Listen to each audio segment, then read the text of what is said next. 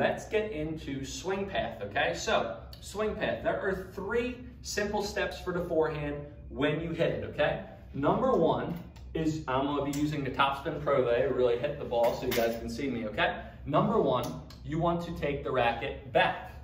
Number 2, you want to drop the racket. And number 3, you want to go low to high, okay? So watch me, right? So number 1, I want to take the racket back. Number 2, I want to drop. And number 3, I want to go low to high. So I'm going back, drop, low to high when I hit every single time. If you guys are a visual learner, I want you to think that you guys are making a C when you hit. I want you to watch this, right? So when I take the racket back, this is the top of the C. Then when I drop, that's the curve of the C. And then I go low to high over my shoulders. So it's a C with a check. Once again, right? So I take the racket back, that's the top of the C. Then I drop, that's the curve of the C. And then I go over my shoulder to hit. So it's just a C. When you guys hit a forehand, I want you to think 3 simple steps. Back, drop, low to high, okay? So let me get into each step and tell you guys why and how to get into it, okay? So first off, you want to be able to take the racket back, right? Why do you need to take the racket back? Because you want to be able to have power. The more rotation, the more racket speed, the more momentum that you guys can generate, the better you guys will hit the ball, right? So when you guys take the racket back, it's kind of like you're winding up, okay? You're winding up to get power and hit. You want momentum. A lot of players, what they do, right, is beginning players, club level, probably 3-0 and below, they just start with their racket down and hit. Down and hit. Okay, you guys might be able to hit the ball over the net, just taking your racket back and being really short. But if you guys want to get any power on the ball, you guys really need to take the racket back and then hit. Take the racket back and then hit every single time, right? So that's the first step. So taking the racket back. The second step, right? You want to drop the racket. Why do you want to drop the racket? Okay, it's because you guys have a net. In tennis, you guys have to hit the ball over a net to make it, right? So by dropping the racket, it's going to help you get under the ball and lift the ball over net. There are so many players that can't get the ball over net, and the reason why is because they don't drop the racket, okay? If you don't drop your racket and you have a ball probably chest height or above, depending on your height, if you don't drop the racket, you'll still be able to make it. Why? Because your racket's above the net height. But if that ball's low and you don't drop that racket, that ball's going to go into the net. So in order to get under the ball and lift it over net, you gotta drop the racket, okay? And then you're going to go up. So, and then the follow through. So the follow through is huge. The follow through is once again huge for power, consistency, and spin. There are so many players out there, probably 3-0 and below once again, that when they swing, they try to stop. They stop the racket. And I know it probably feels comfortable. If you guys do that, that's perfectly fine. But if you guys want to advance to the next level, you guys have to let the racket go. I live by this quote. So Tennis with Tyler, we currently work with over 250 students in the Philadelphia area. We have over 20,000 followers on Instagram. We're known for simple and easy tennis tips. A little bit about this, right? I work with so many students and they tap it, right? And all the lessons I tell them, in tennis, this is the #1 quote that I live by. In tennis, to gain control, you have to give up control. It's a human tendency to what? Tighten up when you want to hit, right? You're playing a match, tight match, start tapping the ball. Okay, you're going to get it over the net. But if you really want to hit spin, if you really want to do well, and not just have your ball go over net, but penetrate through the court, you have to let the racket go. Once again, in tennis, to gain control, you have to give up control. So just swing and let the racket go. So when you follow through, that means you're letting the racket go and you will be able to hit topspin, you'll be able to hit power, and you'll be more consistent. So let's go through every step and teach you guys how to get into the 3 main steps. Once again, let's review. So step number 1, I'm taking the racket back. Step number 2, I'm dropping. And then step number 3, to go low to high, following through, right? Taking the racket back for power, dropping to get under the ball, and finishing to hit topspin and be consistent and gain power, okay? So to take the racket back, there's a couple of tips, all right? Number 1, when I take this racket back, I want to keep it on this side of my body. You never want to take the racket back here. I see a lot of players, they take the racket back behind them. And when you take the racket behind yourself, you're going to start swinging more around and not see the ball's not moving. I'm not hitting topspin. You want to take the racket back and keep it away from your body and then drop and hit, okay? Here's a great tip that I actually just learned off of Instagram, right? So if you have 12 o'clock in front of me, I have 6 o'clock behind me, right? So I have 12 o'clock and 6 o'clock. You want to take your racket back to 5:30, okay? And if you're a lefty, you want to take your racket back to 6:30. So again, if 12 o'clock's in front of me, 6 o'clock is behind me, you want to take that racket to 5:30, okay? You want to keep it on this side of your body so you can go and hit, okay? So that's step one to take back. Keep your racket on the same side of you. You do not want to take it behind you. The second thing that we can do, okay? When we take our racket back, and this is a big tip, all right? Rotation equals topspin, power and consistency, okay? Instead, and I'm doing it for a right-handed player, if you're a left-handed player, just do the opposite, all right?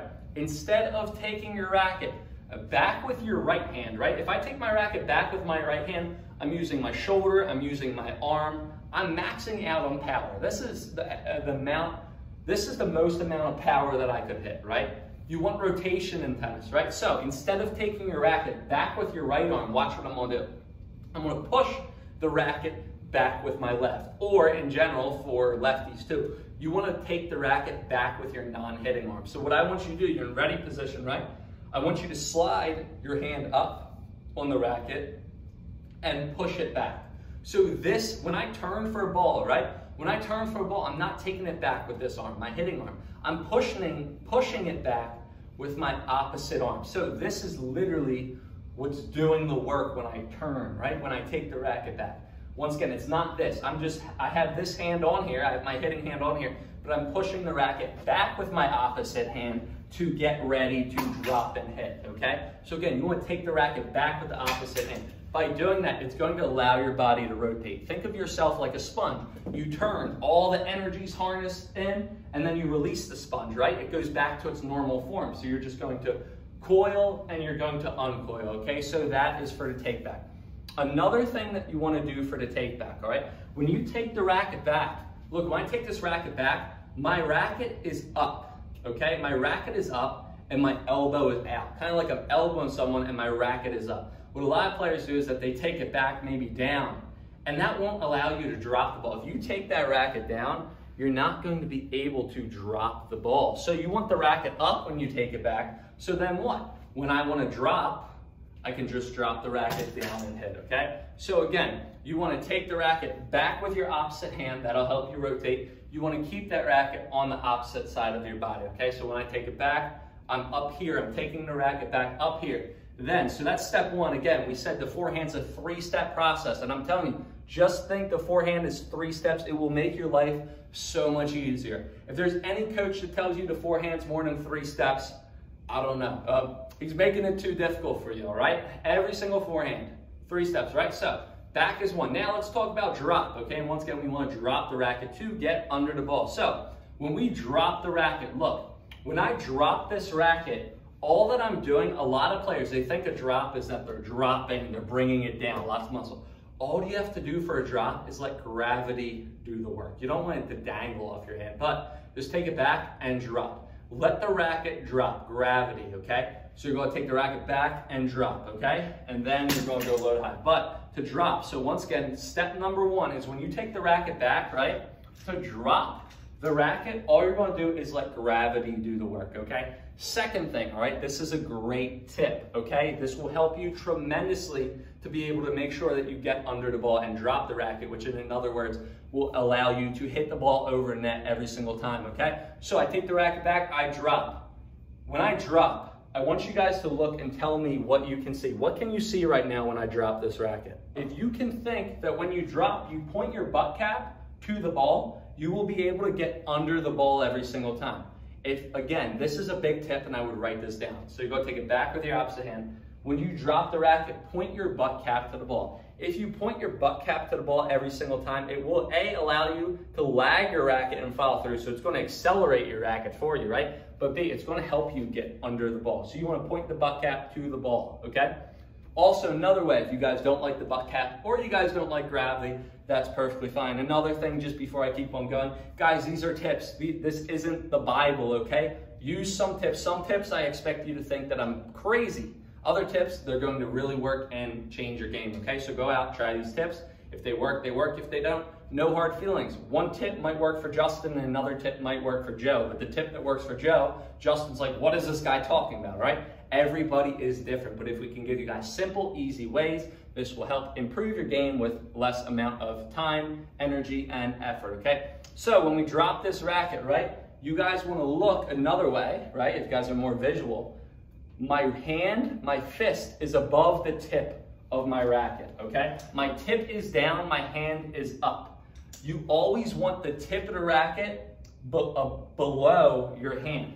Once again, I want the tip of my racket below the hand. So then, when I drop this, look, I'm dropping, I'm pointing my butt cap to the ball right now, which is on the Topspin Pro, and then I'm going to get under it and hit. Once again, I'm gonna take the racket back, I'm gonna drop, I'm gonna point the butt cap to the ball, my hand is above the tip of my racket, and then I'm going to go up, all right? So how do we go up, all right? Let's talk about kind of the swing path leading into the follow through, okay? So this is step 2.5, okay?